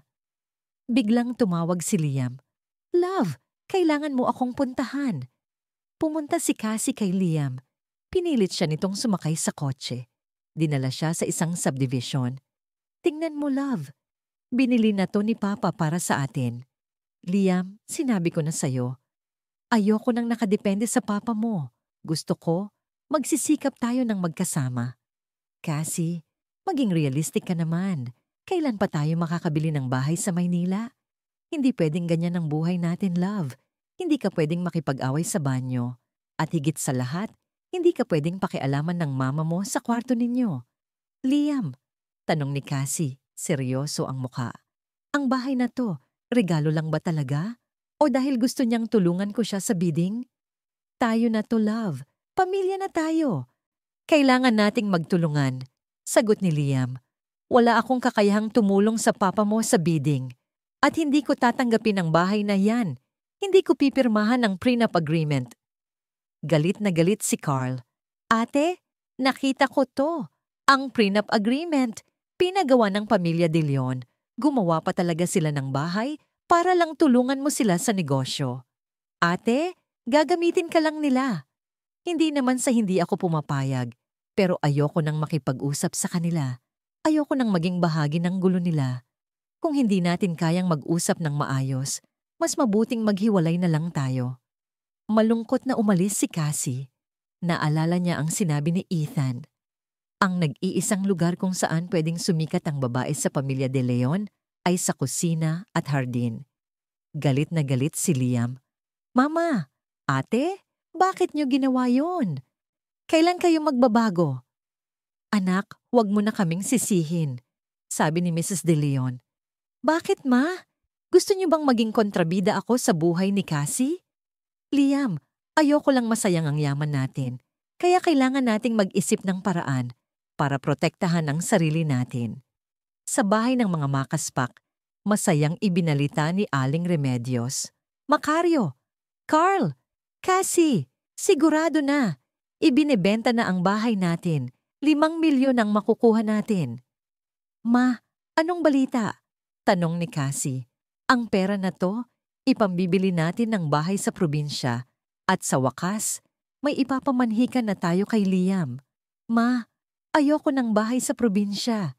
Dito na lang tayo sa Maynila, sabi ni Cassie. Ako na ang magdadagdag ng pera para makabili tayo ng bahay. Sa hotel, pinuntahan ni Ethan si Mr. De Leon. Sir, pasensya na po at hindi ako nakarating sa meeting nyo. Gusto ko lang sabihin, tuloy ang bidding. Sir Yao, gusto ko lang po sanang itanong, tuloy pa ba ang kontrata natin? Hindi ko po alam, sagot ni Ethan. Pero huwag kang mag-alala, magaling ang Sandecor at malapit na ring ikasal si Cassie at Liam kaya magiging magpamilya na tayo. Salamat Sir Yao, magsisikap po kami, sabi ni Mr. De Leon. Pag-alis ni Mr. De Leon, tinawagan ni Ethan si Aldrin. Aldrin, tingnan mo ang Sandecor. Baka may ginagawa silang hindi maganda. Boss, parang ginagamit niyo lang si Cassie, sabi ni Aldrin. Hindi ko siya ginagamit. Gusto ko lang siyang tulungan, sagot ni Ethan. Dumating ang araw ng bidding. Si Liam ang nag-present. Maganda ang presentation niya. Pero biglang nagbigay si Ethan ng mga files sa lahat ng hurado. Mr. De Leon, sabi ni Ethan, may ebidensya kami. Nakita namin ang listahan ng mga inyong suhol sa mga opisyal ng Danis Hotel. Liam, anong ibig sabihin nito? Galit na tanong ni Mr. De Leon. Nasaan ang listahan ng mga inyong suhol sa mga opisyal? Papa, hindi ko po alam yan. Si Cassie ang nag-email niyan sa akin. Sinungaling ka, sigaw ni Mr. De Leon. Sinasabi ko na, ginamit lang tayo ni Cassie. Siya ang may pakana ng lahat ng to. Hindi po, hindi ko po alam yan, sigaw ni Cassie. Mr. De Leon, ang internal audit team ng Danis Hotel ang bahala dito. Sabi ni Ethan. Si Cassie ang nagbigay ng confidential information. Hindi po ako ang nag-email niyan. Umiiyak na depensa ni Cassie. Si Mr. Yao ang may pakana ng lahat ng to. Gusto niya lang kunin ang Sandecor. Hindi po totoo yan, sabi ni Ethan. Ang Danis Hotel ang aming prioridad. Hindi namin kailangan makipaglaro.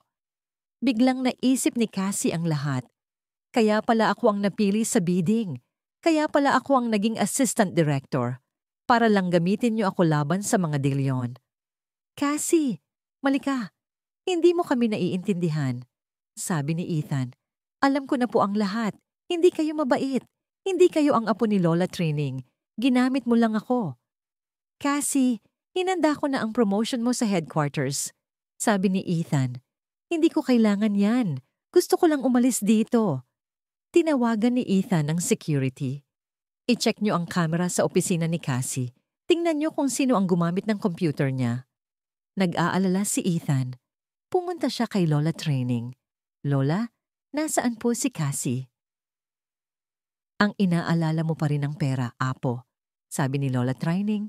Sabi ko sa'yo, hindi alam ni Cassie ang yaman ko. Siya ang pinakamabait na apo ko. Huwag mo siyang saktan. Lola, hindi ko siya sinasaktan. Ginagawa ko lang ang tama.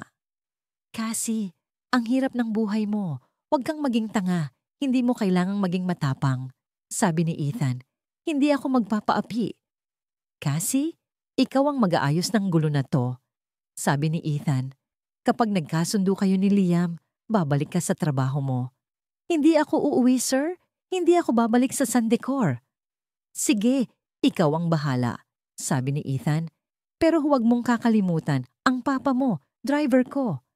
Biglang naisip ni Cassie ang lahat. Kailangan niyang hanapin ang totoong may kagagawan. Tumawag siya kay Lilet. Lilet, Paki-check mo ang computer ko. May kinuha ba sila? Oo, Cassie. Nilockdown na ang office mo. Nag-iimbestiga sila. Sagot ni Lilet. Nagpunta si Cassie kay Clara. Clara, alam kong may alam ka. Huwag kang magkunwari. Cassie, bakit ka pa nagpapakatanga? Hindi mo kailangang maging malinis ang kamay. Pumayag ka na lang sana, sabi ni Clara. Kaya ko to, Clara. Hindi ako susuko, sagot ni Cassie. Tumawag si Aldrin kay Cassie. Cassie, nahanap na ni Mr. Yao ang video. May nag-i-email ng listahan ng suhol mula sa computer mo, pero nakatakip ang mukha.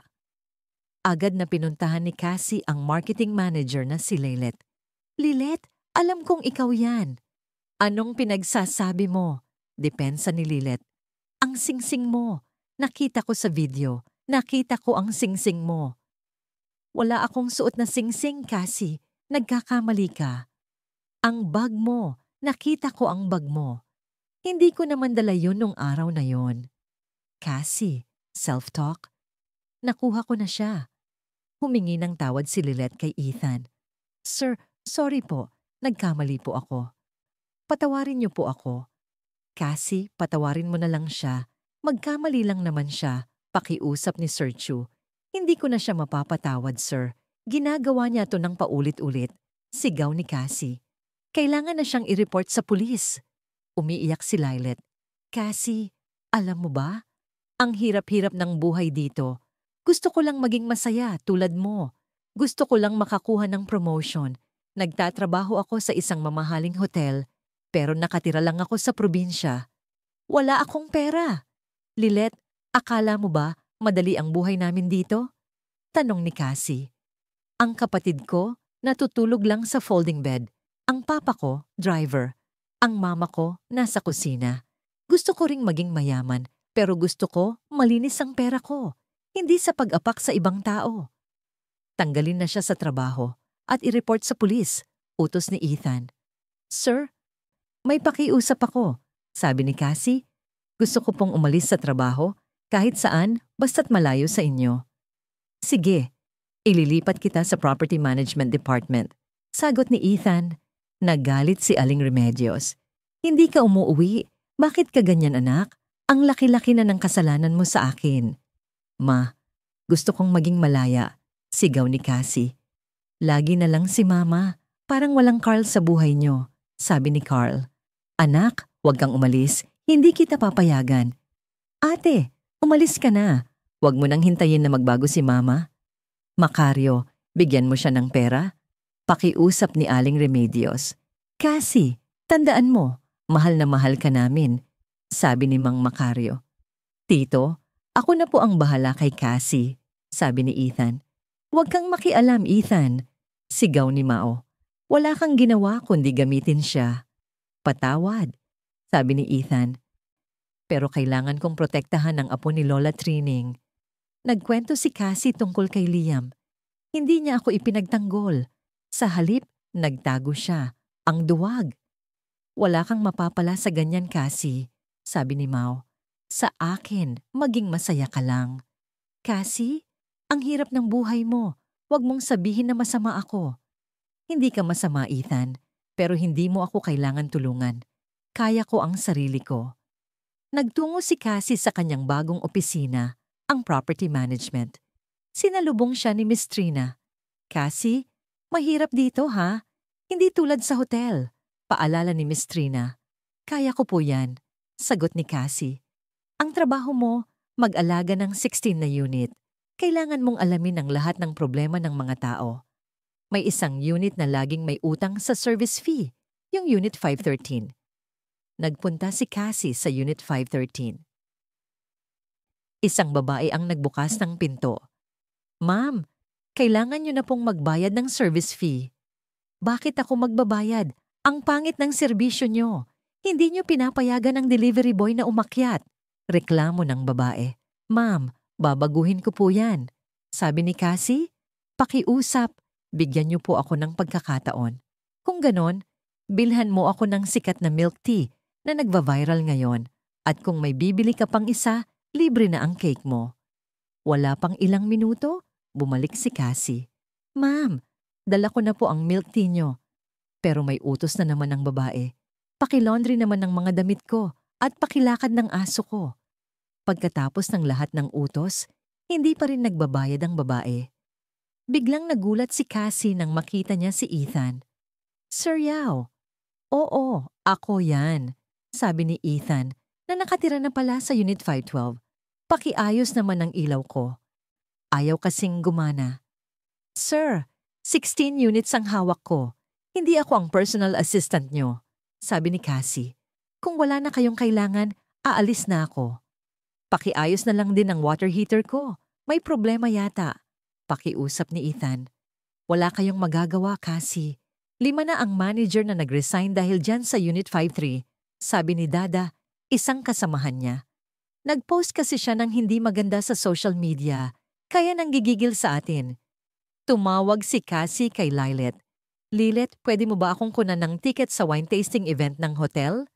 Samantala, sa law firm, pinagalitan si Carl. "Carl, late ka na naman. Ang sama ng attitude mo." "Sir, hindi po ako late. Inassist ko lang po ang client nyo sa labas. At isa pa, hindi ko po maintindihan ang utos nyo." Depensa ni Carl. "Wala kang mapapala dito, Carl. Hindi ka UP graduate. Hindi ka bagay dito." "Kung ganon, sir, magre-resign na po ako," sabi ni Carl. Bumalik si Cassie sa Unit 513, dala ang mga nilabhan na, "Ma'am, ito na po ang mga damit nyo. At ito po, gift ko sa inyo, isang ticket sa wine tasting event. Baka makakita kayo ng magandang customer. Maganda yan para sa business nyo," sabi ni Cassie. "Bakit mo ginagawa to?" tanong ng babae. "Para lang magbayad ako ng service fee?" "Gusto kong maging maayos ang serbisyo ko, kaya kailangan ko ang tiwala ninyo," sagot ni Cassie. "Sige," sabi ng babae, sabay abot ng service fee. "Bayad na ako. Wag kang alis dito, ha?" Narinig ni Ethan ang lahat. Biglang nag-text si Cassie. "Sir, pakiayos na po ang water heater nyo. Papunta na po ako." "Anak, bakit ang gabi mo na umuwi?" tanong ni Aling Remedios. "Ma, marami lang po akong ginagawa." "Liam, anong nangyayari sa inyo ni Cassie?" "Okay lang po kami, tita." "Ate, si Liam, nagtatago pa rin?" tanong ni Carl. "Ang duwag, hindi siya bagay sa'yo." "Anak, may itinatago kayo sa akin, ha?" sabi ni Aling Remedios. "Hindi mo ako niloloko." "Huwag kang mag-alala, ma," sabi ni Mang Macario. "Ang dalawang yan, okay lang." "Cassie, 30 ka na. Kailan ka pa mag-aasawa?" Tumawag si Mang Macario kay Cassie. "Anak, ang mama mo pupunta sa mga De Leon bukas. Pinilit ko siyang huwag makialam, pero hindi siya nakikinig." Nakarating si Aling Remedios sa bahay ng mga De Leon, dala ang lutong pagkain. "Mrs. De Leon, nag-aalala ako. Hindi na dumadalaw si Liam sa amin," sabi ni Aling Remedios. "Gusto ko na sanang ayusin ang kasal." "Huwag kang mag-alala, Remedios," sabi ni Mrs. De Leon. "Nag-aaway lang yung mga bata. Hayaan mo na sila." Biglang tumawag si Mang Macario. "Remedios, uuwi na ako. May emergency ako. I-text mo si Mr. Yao, pakisundo ka."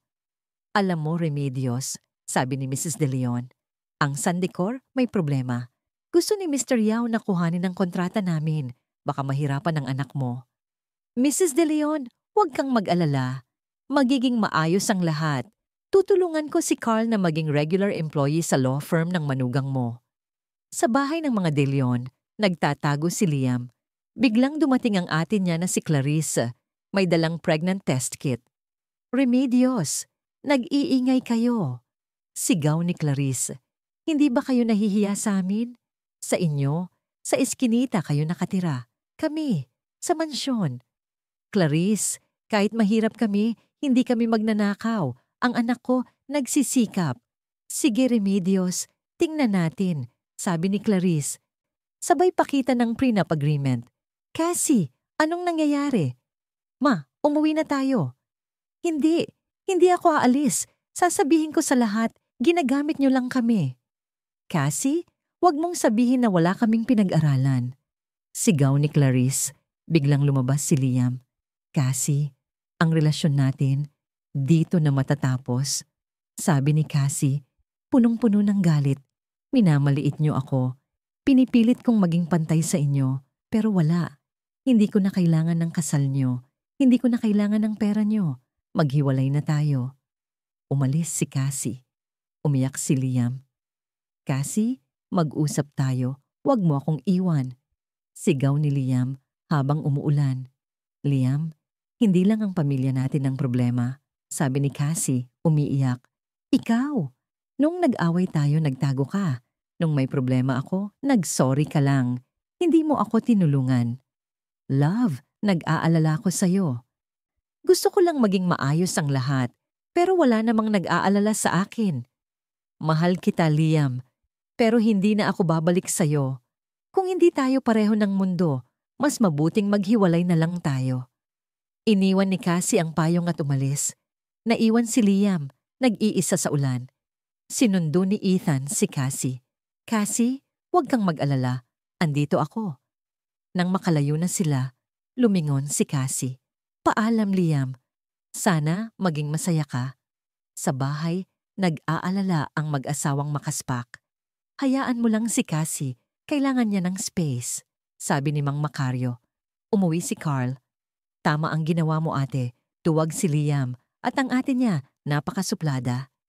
Nag-aalala si Aling Remedios. Hindi na sumasagot si Cassie sa tawag ko. Baka may masamang nangyari. Nagdahilan si Cassie na bibili lang ng sabon. Sinundan siya ni Carl. Ate, wala kang kasalanan. Huwag mong sisihin ang sarili mo. Sabi ni Carl, kung gusto mo, magre-resign na ako sa law firm. Huwag, Carl. Ipakita mo sa kanila na kaya mo. Ipakita mo na sa kakayahan mo, magtatagumpay ka. Kinabukasan, parang wala sa sarili si Cassie. Nakita siya ni Ethan sa lobby. Cassie, anong nangyari sa'yo? Sir Yao, bati ni Cassie na parang walang nangyari. Nag-aalala si Aling Remedios. Hindi na siya masaya. Kailangan ko siyang bawiin.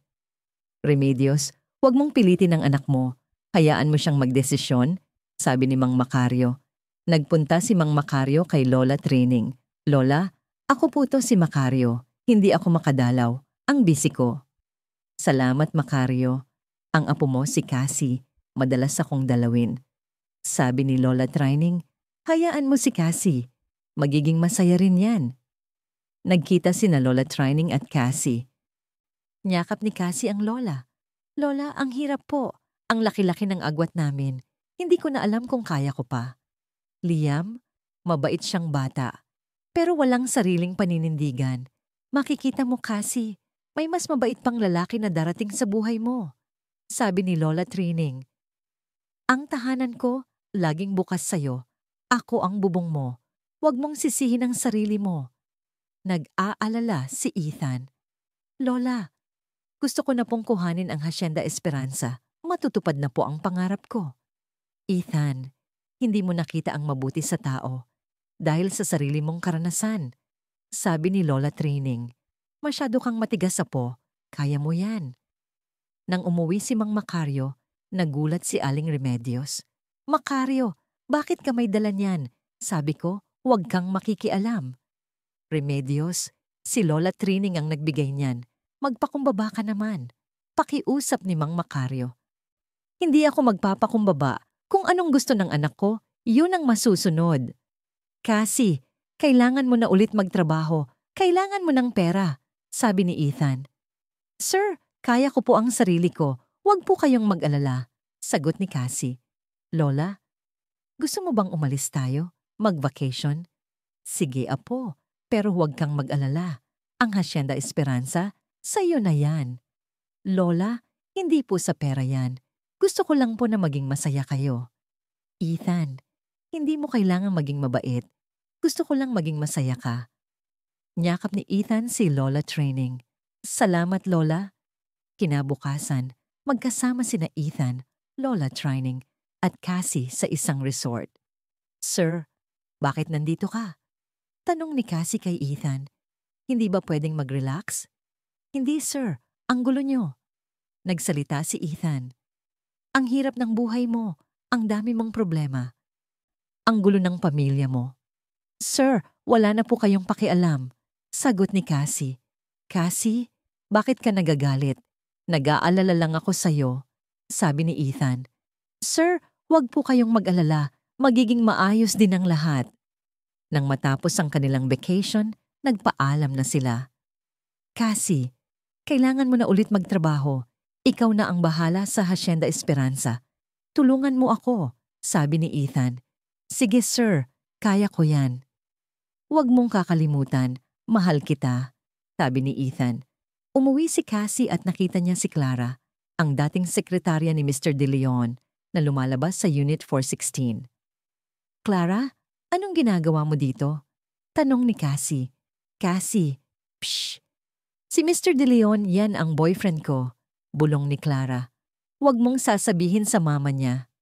Hindi ako makikialam sa inyo, Clara, sabi ni Cassie. Biglang dumating si Ethan. Cassie, huwag kang makialam sa buhay nila. Sir, hindi ko po siya pinakikialaman.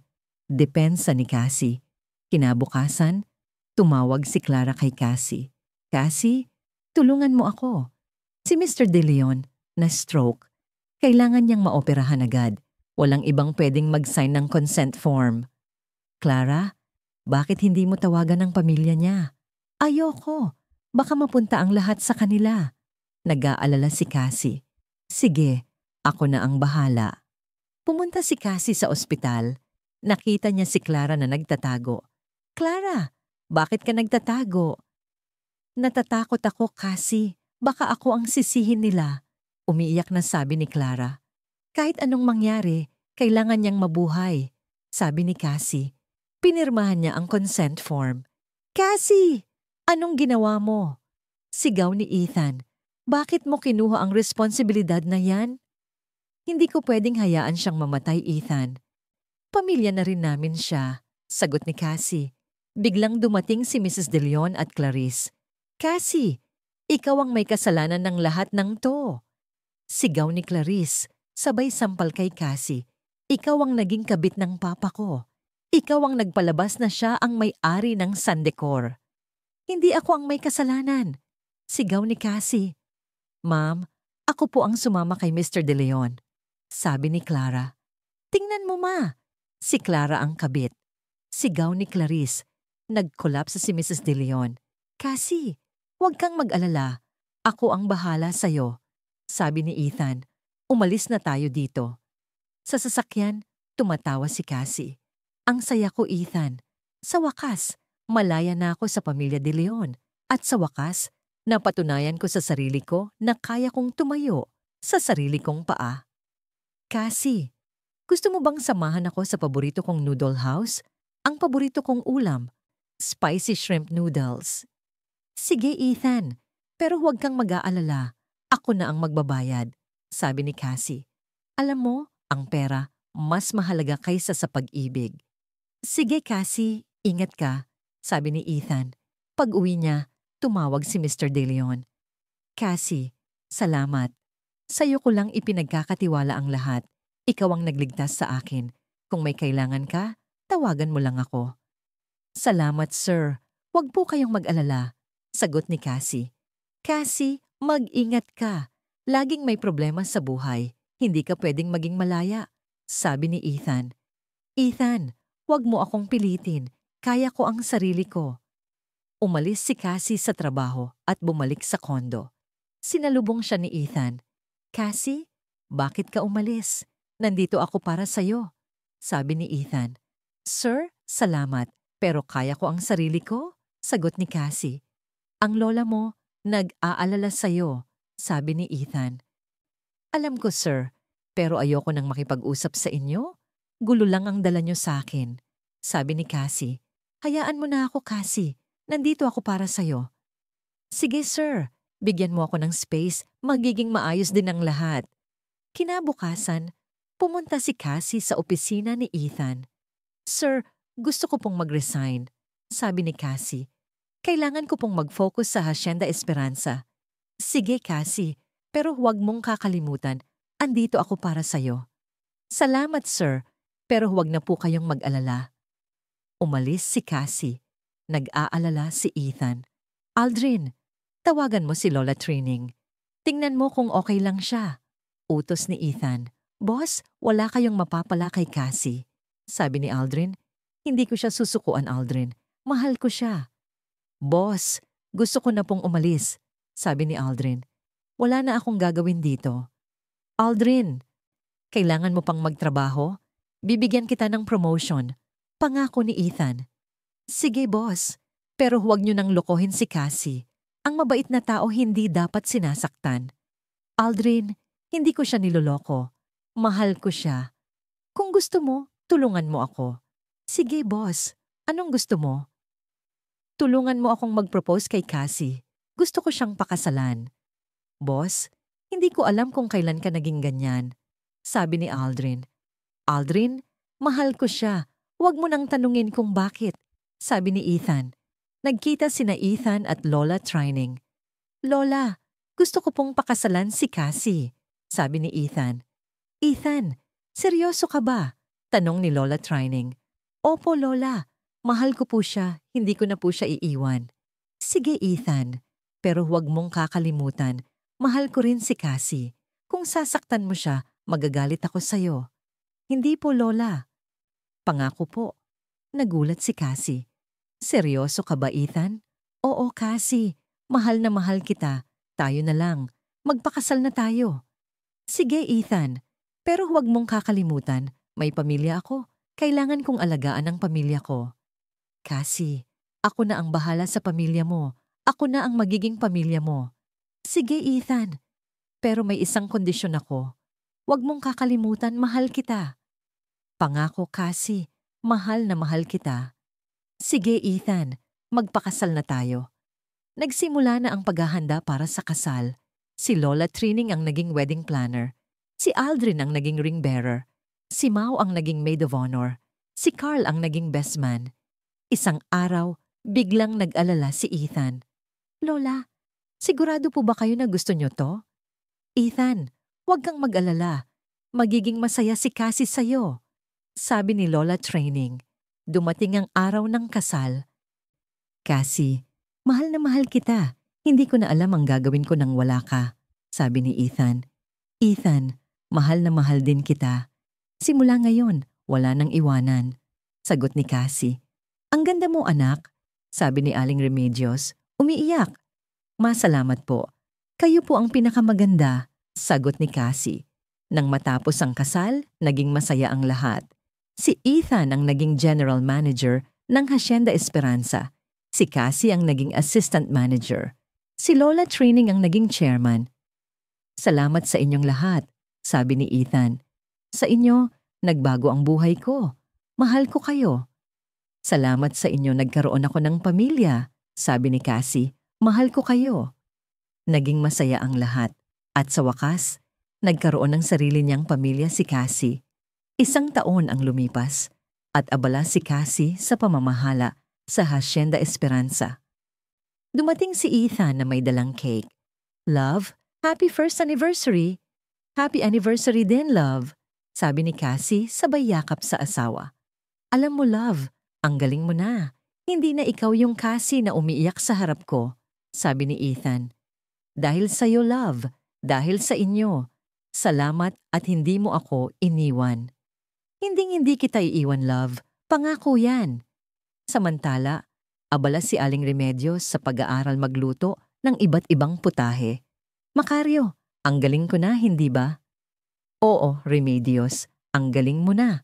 Sagot ni Mang Macario. Si Carl naman, naging successful na abogado. Si Mau, lumago ang jewelry business. Ate, salamat sa'yo.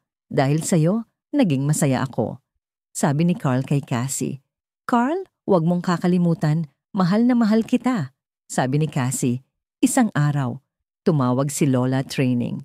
Cassie, Ethan, may balita ako sa inyo. Ibinibigay ko na sa inyo ang Hacienda Esperanza. Sa inyo na yan, sabi ni Lola Trining. Nagulat si Cassie at Ethan. Lola, salamat po. Kailangan ko na kasing magpahinga, sabi ni Lola Trining. Pero huwag niyo akong kalilimutan. Dadalawin ko kayo doon. Lola, salamat po talaga. Mahal na mahal po namin kayo, sabi ni Cassie. Nang matapos ang tawag, Niyakap ni Ethan si Cassie. Love, sa atin na ang Hacienda Esperanza. Oh, love, kailangan nating pangalagaan to. Ito ang pinaghirapan ni Lola. Naging masaya ang lahat. Si Cassie at Ethan nagkaroon ng anak.